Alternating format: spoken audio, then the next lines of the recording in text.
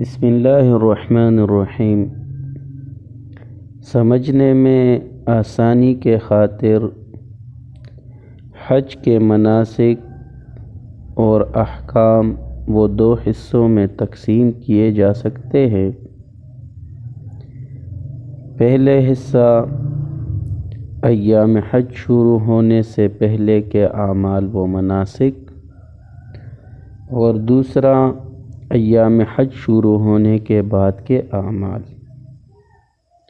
تو میرے محترم سامعین حضرات، ایام حج شروع ہونے سے پہلے کے اعمال وہ یہ ہے کہ بندہ حج کا ارادہ کرنے کے بعد احرام کی تیاری کر لے گا اور 2 رکعت نماز پڑھ کر آسانی اور قبولیت کی دعا کرے گا۔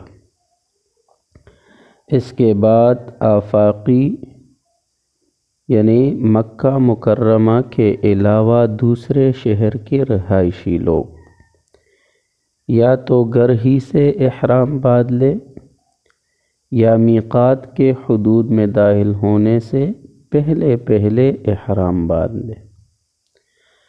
پھر مستحب یہ ہے کہ دن کے وقت مکہ میں داخل ہو، بیت اللہ شریف کا رخ کرے اور تلبیہ پڑھتے ہوئے عاجزی اور خشوع و خضوع کے ساتھ باب بنی شیبہ سے مسجد حرام میں داخل ہو۔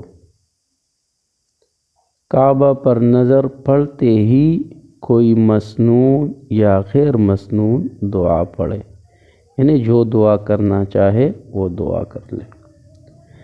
پھر حجر اسود کا استلام کر کے دعا پڑھ لے اور وہاں سے شروع کر کے بیت اللہ کے ارد گرد 7 مرتبہ طواف کرے۔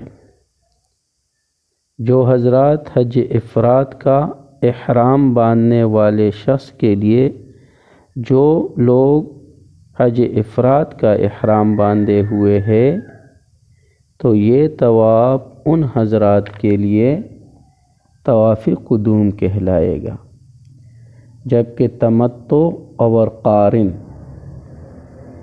دونوں کے حق میں عند الاحناف یہ طواف صرف اور صرف عمرے کا ہوگا۔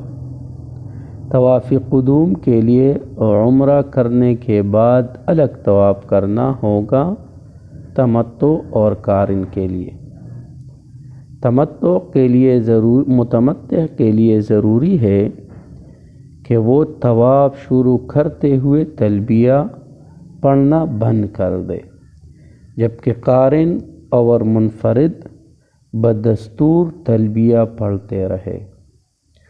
طواف کے دوران حجر اسود پر گزرتے ہوئے ہر دفعہ استلام کرنا یہ چاہیے، مستحبات میں سے ہے۔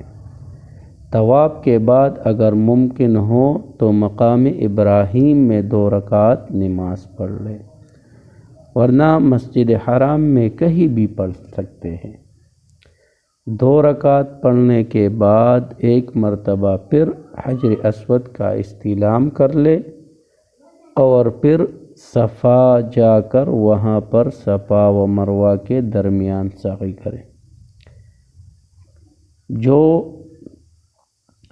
منفرد ہو، یعنی جو شخص حج افراد کر رہا ہو، اس کے لیے ایک ہی سعی کافی ہے، جبکہ متمتع اور قارن کے حق میں عند الاحناف یہ سعی صرف عمرے کے لیے ہے، حج کے لیے الگ سعی کرنی ہوگی۔